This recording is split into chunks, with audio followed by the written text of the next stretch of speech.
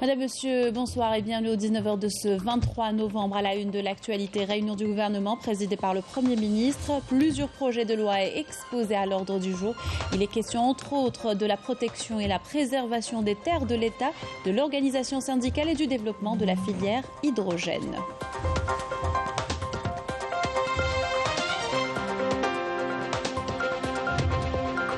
Plus de 47 000 nouveaux cas de cancer enregistrés annuellement. La stratégie nationale de lutte renforcée par un centre anti-cancer à Médéa. Un projet en cours qui sera finalisé début 2025.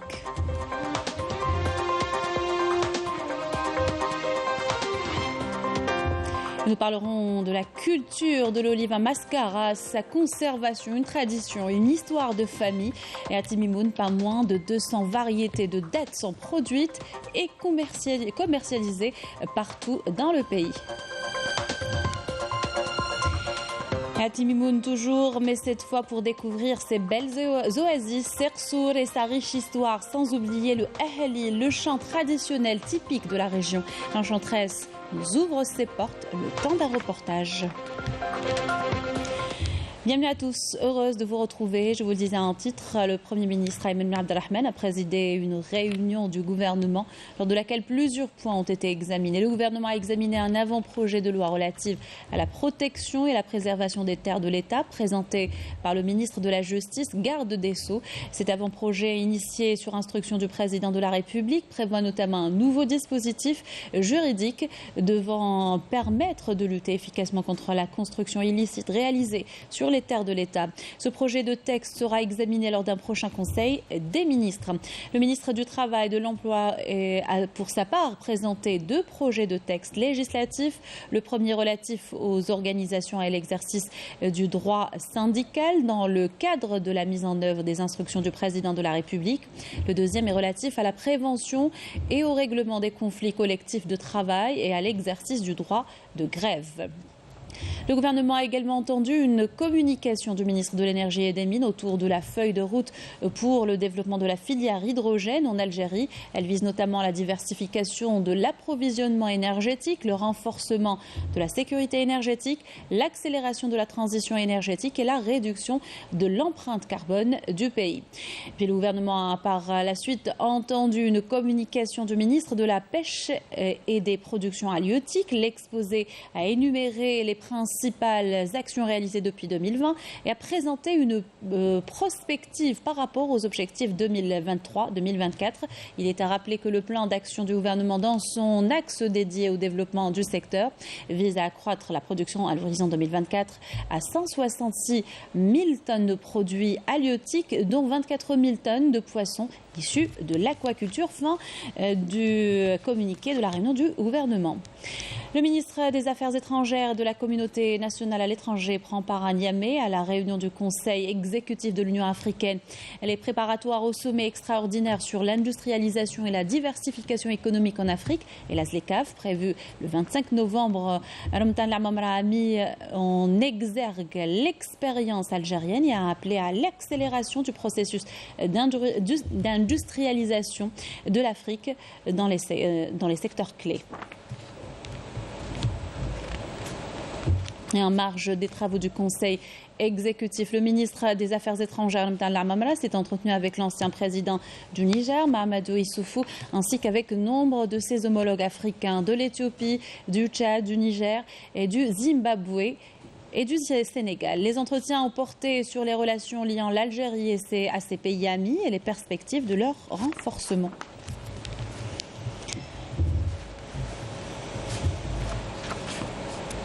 Journée d'études sur l'amitié parlementaire à l'Assemblée populaire nationale. Le retour en force de la diplomatie algérienne requiert l'adoption de la même stratégie au niveau parlementaire. Il s'agit d'une extension de la dynamique insufflée par le président de la République à la diplomatie du pays. Affirmation du président de l'Assemblée populaire nationale, Brahim Borali. La rencontre était l'occasion pour rendre hommage aux députés qui ont obtenu des postes de qualité au sein des instances parlementaires régionales et internationales. Je vous invite à écouter le président de l'Assemblée populaire nationale, Brahim Borali. Le mécanisme des groupes parlementaires d'amitié se veut l'un des piliers de l'action diplomatique parlementaire, car contribuant au renforcement des relations bilatérales et à l'approfondissement de la coordination, du dialogue et de la concertation avec les pays frères et amis dans divers domaines au service des objectifs de notre politique étrangère et des intérêts de notre pays. L'action de ces groupes parlementaires doit être intégrée au sein d'une stratégie dont les objectifs devront être clairement définis.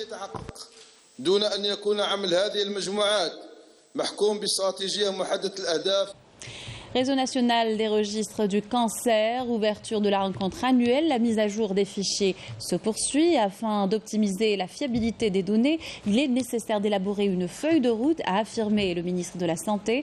Dans une allocution lue en son nom par le directeur de la prévention et de la promotion de la santé au ministère, le ministre a appelé à encourager la concertation sur les conditions d'échange et de partage d'informations à travers les 58 wilayas. Pour rappel, plus de 47 000 nouveaux cas de cancer ont été enregistrés en 2019, année dont les données ont été exposées lors de la rencontre. Et pour aider à faire face au nombre croissant des cas de cancer, une stratégie nationale est mise en place avec le renforcement des structures dédiées à la prise en charge des malades. Le cas du cancer du centre anti-cancer prévu à Médéa, un projet en cours qui sera finalisé début 2025. Amalie Siridir. Le service d'oncologie du CHU Mohamed Boudiaf est une véritable lueur d'espoir pour les cancéreux de la wilaya de Médéa. Ici, les malades sont bien pris en charge. Seulement, avec l'augmentation des cas, il devient indispensable de réaliser de nouvelles structures pour accueillir le grand nombre de patients, dont la plupart doivent suivre un protocole de traitement très lourd et contraignant. Cela fait 5 ans que je souffre. Heureusement que le traitement est disponible ici. J'ai fait une écho mammaire, ensuite une échographie et après la biopsie, le médecin m'a annoncé que j'avais un cancer du sein. Et vu que j'allaite, ils ont commencé le traitement par la chimiothérapie. Ensuite, j'ai subi une ablation et il me reste la radiothérapie. Environ 180 nouveaux cas de cancer du sein sont enregistrés annuellement et 223 nouveaux cas par an pour les autres formes. Et afin de mieux prendre en charge les cancéreux de la région et leur assurer des soins de qualité, un centre anti-cancer répondant aux normes internationales est en cours de réalisation. Ce projet était gelé et suite aux instructions du président de la République, le gel a été levé. La durée de réalisation de ce projet est d'environ 30 mois. Le projet sera réceptionné début 2025. Ce projet est très important et structurant. C'est un acquis pour le secteur de la santé de la wilaya de Médéa. Une enveloppe financière de 500 milliards de centimes a été allouée à la réalisation de ce projet. Un important acquis qui ouvrira de larges perspectives thérapeutiques à travers le diagnostic et le traitement de précision pour les patients atteints de cancer. Une fois mis en service, ce centre assurera la prise en charge de tous les malades de la wilaya de Médéa et ceux des régions avoisinantes. Début à Alger de la réunion de l'Observatoire du patrimoine architectural et urbain dans les pays arabes. Une 7e édition comptant des experts spécialistes, des représentants de 22 pays. La ministre de la Culture et des Arts a indiqué que cette rencontre est l'occasion d'unifier les approches et les efforts en vue de relever les défis actuels auxquels nous sommes tous confrontés en matière de préservation de l'identité culturelle. Le rôle de la révolution de novembre 1954 dans l'unification des rangs arabes, sujet aujourd'hui d'un colloque international à l'Institut national des études de stratégie globale. Le cas de la question palestinienne a été choisi. Plusieurs enseignants, historiens, spécialistes en droit et en relations internationales issus de 19 universités animent cette rencontre de 2 jours. Direction Mascara, au SIG, la culture de l'olive. De nombreuses exploitations produisent ce fruit qui se déguste de différentes manières. Sa conservation, elle, est une tradition et une histoire de famille. Exemple de celle de Abdelkader qui nous raconte le processus. Myriam Damis revient sur ce sujet. La conservation des olives, une activité très répandue dans la région de Sig, où la variété sigoise est cultivée sur de grandes surfaces. Elle est la variété d'olive de table la plus connue en Algérie, car très prisée pour sa qualité. Ici, le métier d'oliviculteur se transmet de père en fils, à l'exemple de la famille Abdelkader, qui est dans l'oliviculture et la fabrication de l'olive de table depuis des années. J'exerce ce métier depuis 1991 et mon père depuis 1963. La première étape de la conservation des olives, c'est le précalibrage. Ensuite, le triage selon les couleurs, verte, mauve et noire. Le triage, il y a 3 couleurs. Le khadra, le mauve. Cette filière connaît une grande activité dans la région. Il y a plus de 200 unités de conservation et de transformation au niveau de la wilaya de Mascara. Ici, les olives sont sélectionnées, lavées et traitées dans de la saumure. Chaque employé s'occupe de l'une de ces étapes dans le but de présenter un produit de qualité aux consommateurs. Les olives passent par plusieurs étapes. D'abord, on enlève les feuilles d'arbre, ensuite on les trie, puis on les lave. Dans un bidon bien fermé pour éviter les infiltrations d'air, nous mettons les olives et nous rajoutons de l'eau et du sel. Avec le début de la cueillette, l'activité de conservation des olives reprend. Le taux de production destiné à la commercialisation est de plus de 90% de la production globale, qui est estimée à 600 000 quintaux d'olives de type sigoise produits annuellement. Et dans le sud du pays, à Timimoun, précisément, plus de 200 variétés de dattes sont cultivées et commercialisées un peu partout dans le pays. On vous fait découvrir dans ce reportage 2 exploitations agricoles d'Oulad Issa, spécialisées dans cette filière. Les propriétaires exportent une partie de leur production et aimeraient aller plus loin, comme ils l'ont confié à Walid Yousfi. Agriculteur de père en fils, Boubacar possède aujourd'hui sa propre ferme agricole près de Oulad Issa dans la wilaya de Timimoun. Avec ses 3 hectares de terrain, il cultive une vingtaine de variétés de dattes. Boubacar prévoit pour cette saison une récolte de plus de 16 quintaux.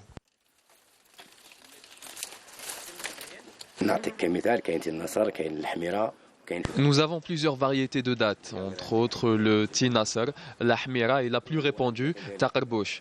La récolte de cette année est plutôt bonne comparée à l'année passée. La production est liée à la taille et à l'âge du palmier dattier. Plus il est grand, plus la production est abondante. Dans cette autre exploitation de Oulad Issa, l'heure est à la récolte. Nadim possède ce terrain depuis une quarantaine d'années. Il table cette saison sur une production de plus de 17 quintaux de dattes. Dans cette parcelle, nous avons plusieurs variétés de dattes. La plus prisée est l'Ahmira. Cette date est très demandée dans la région car elle est impérissable et elle garde ses qualités gustatives et ses valeurs nutritives pendant plus d'1 an. La récolte se fait entre septembre et novembre, mais après, nous avons quelques soucis pour la commercialiser. La filière date connaît toutefois un léger retard dans la région à cause du manque d'investisseurs, pas d'usine de transformation ni d'unité d'emballage, une situation difficile pour les agriculteurs. On a besoin d'accompagnement, notamment en ce qui concerne le stockage, le transport et la commercialisation des dattes. Il faut savoir qu'il n'y a pas d'unité de transformation dans toute la région. Il y a d'autres variétés qui sont de très bonnes variétés, mais qui demandent des conditions de transport et de conditionnement qui ne sont pas vraiment assurées. Et donc là, on a vraiment besoin d'aider, d'accompagner ces agriculteurs. Et on a besoin aussi d'investisseurs qui peuvent investir dans la filière au niveau de la wilaya. Un appel à l'investissement dans cette filière est donc lancé. Grâce au climat de la région, la wilaya de Timimoun produit plus de 200 variétés de dattes avec une production prévisionnelle pour cette saison qui dépasserait les 389 000 quintaux. Violence faite aux femmes, comment lutter contre le phénomène? Le Conseil national des droits de l'homme mise sur la prévention en sensibilisant les plus jeunes, notamment en milieu éducatif. Les contours de cette nouvelle approche doivent être dessinés par les intervenants d'une rencontre organisée aujourd'hui. Plusieurs représentants des secteurs et organismes concernés y ont pris part. Le compte rendu de Majed Hamoun. Violence à l'égard des femmes, tous concernés. Lors de cette rencontre, qui a regroupé plusieurs experts, il était question de débattre de la réalité de ces violences, leur fréquence, leur forme, ainsi que les impacts de ce phénomène sociétal. Les intervenants se sont focalisés principalement sur l'élaboration collective et consensuelle de recommandations en matière de sensibilisation, de prévention et de prise en charge, mettant l'accent sur l'importance des bases de l'éducation que reçoit l'enfant.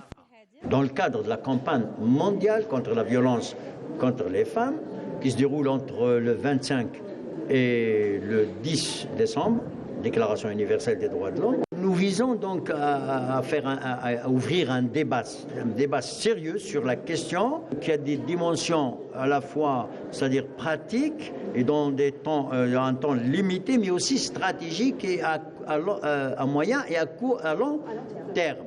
Il s'agit d'abord de prévenir, il y a beaucoup de moyens, mais surtout en commençant par l'école primaire, en apprenant à l'enfant de respecter sa collègue à l'école, sa mère, etc. Donc on inculque les premières idées dès l'enfance. Les statistiques récentes du phénomène exposées lors de cette rencontre démontrent que le nombre d'agressions et homicides commis ont diminué par rapport à l'année passée. عندنا التونتاتيف دو اوميسيد اللي كانوا عندنا 13 كا اللي حبط 3 كا اوميسيد 48 cette année c'est 27 on a harcèlement sexuel 118 cette année 46 et CBV coups et blessures avec des armes blanches, il y a une grande différence par rapport à l'année passée. 5105, cette année 3405. On trouve les auteurs, les proches de la victime. En premier, on trouve l'époux, 1404. Le frère 261. Fils, 211. Il y a même des étrangers, 1881. Les étrangers, il y a les collègues de travail, le fiancé, l'amant, les voisins. Dans un monde confronté à une exacerbation de la violence à l'égard des femmes, il est indispensable de sensibiliser davantage les femmes à dénoncer ces actes de violence et à ne plus accepter d'être victimes. En cette journée internationale, la couleur orange est utilisée pour représenter un avenir meilleur sans violence à l'égard de la gente féminine. Elle donne également le coup d'envoi de 16 jours d'activisme qui se termineront le 10 décembre, jour de la commémoration de la Journée internationale des droits de l'homme. Arrivé aujourd'hui à Alger de la dépouille du moudjahid ex-ministre et diplomate Jamal el-Din Houhou, décédé lundi à l'âge de 88 ans, était présent à l'aéroport Ouali Boumediene le ministre des Moudjahidines et des ayants droit, Al-Eid Erbika.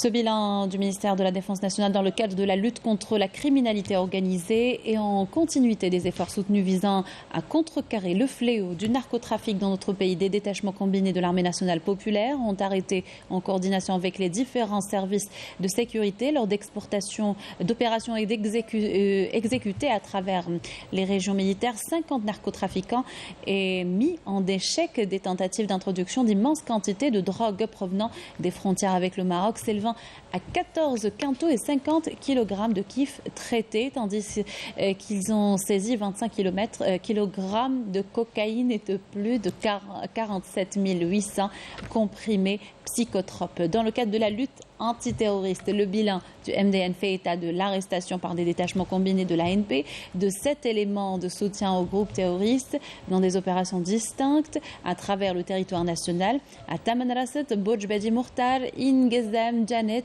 et Tindouf, dans des détachements de l'ANP, ont intercepté 18 individus et saisi 39 véhicules, 149 groupes électrogènes, 66 marteaux-piqueurs, 13 détecteurs de métaux, 8 tonnes de mélange d'or brut et de pierre, ainsi que des outils de détonation et des équipements utilisés dans des opérations d'orpaillage illicites, ajoute le bilan 18 autres individus ont été arrêtés, 11 fusils de chasse, 2 pistolets automatiques, des quantités de denrées alimentaires destinées à la contrebande et la spéculation s'élevant à 130 tonnes, ainsi que 53 000 paquets de tabac et plus de 17 600 unités de diverses boissons ont été saisies lors d'opérations distinctes à travers le territoire national.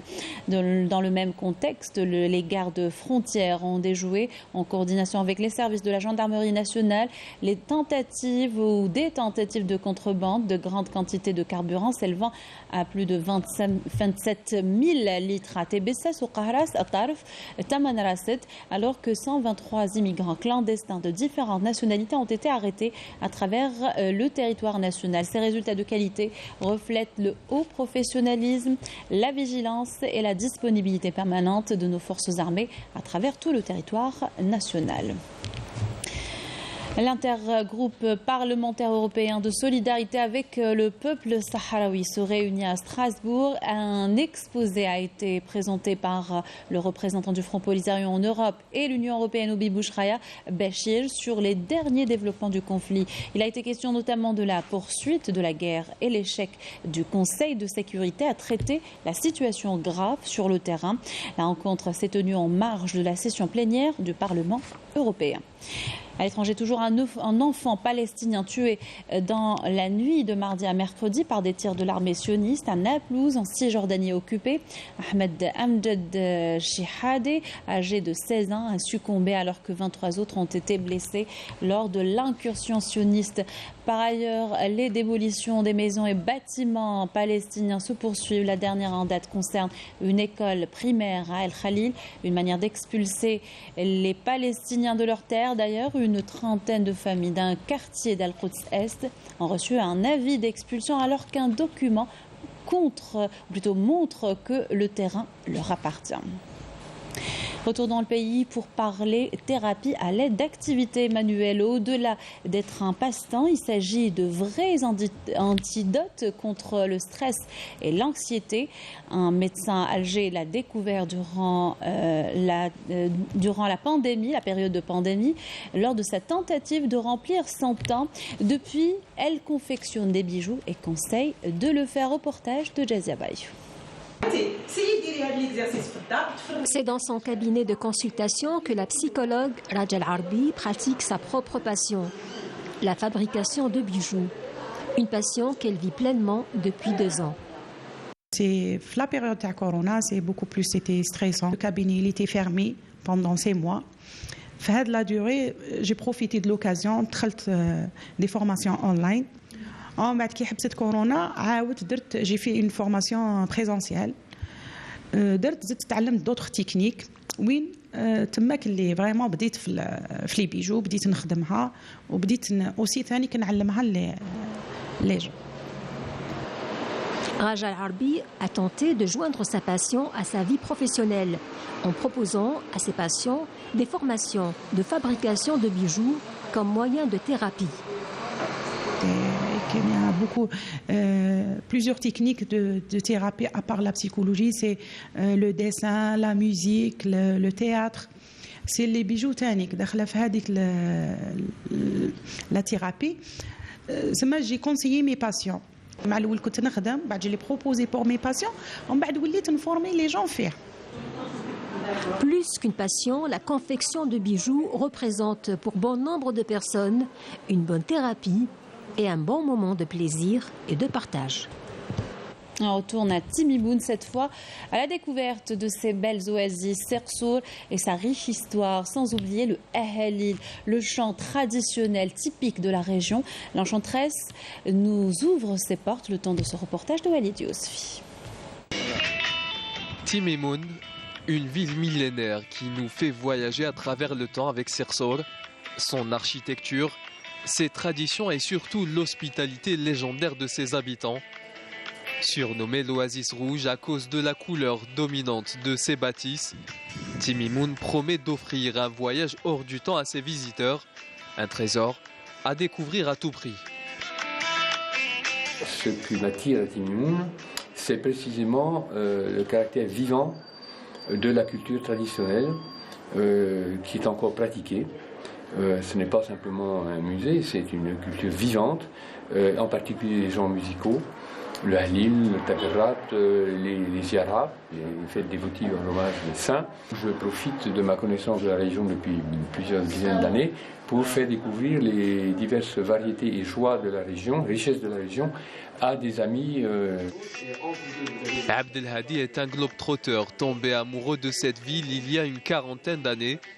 Il vient régulièrement ici pour se ressourcer et profiter des atouts qu'offre cette région aux mille et un secrets. Ici, il y en a, on va dire, pour tous les goûts. Nous avons des touristes qui sont intéressés par les paysages, qui sont variés, puisqu'on a le tour de la Sepra, on a les dunes, on a les bardas dans l'Ergue, c'est encore un autre type de paysage, un peu plus loin, mais qui est très spectaculaire. Et puis, pour ceux qui s'intéressent plutôt au côté humain, on a la grande richesse culturelle de la région qui... Il y a de quoi faire, il y a de quoi meubler des séjours touristiques de dizaines de jours sans aucune difficulté. Au contraire, les gens, la plupart du temps, versent des larmes quand ils partent. Timimoun offre un grand choix de sites touristiques à ses visiteurs, mais pas seulement. Elle est connue également pour l'ahlil, un genre musical et poétique emblématique de la région, inscrit sur la liste représentative du patrimoine culturel immatériel de l'humanité par l'UNESCO.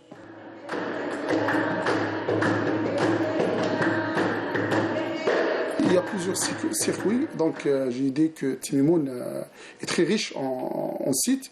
Et au niveau local, donc on essaye premièrement de valoriser tout ce qui est cette richesse, ces circuits, ces sites connus, les oasis. On a les dunes, le Grand Air occidental à côté. Il y a aussi l'autre festival qui arrive vers la fin de l'année, la dernière semaine du mois de décembre, qui est celui du festival d'Ahlil. Et donc le Souboua et l'Ahlil sont classés comme patrimoine mondial de l'humanité immatériel. Et donc, pour l'Ahlil aussi, on a presque toute une semaine où il y a plusieurs activités organisées en la matière. Au lieu du tourisme saharien, Timimoun reste une destination privilégiée, notamment durant la haute saison touristique. Son décor naturel plonge les visiteurs en quête d'évasion dans une ambiance unique, une région qui mérite d'être découverte et redécouverte, car elle n'a pas livré tous ses secrets.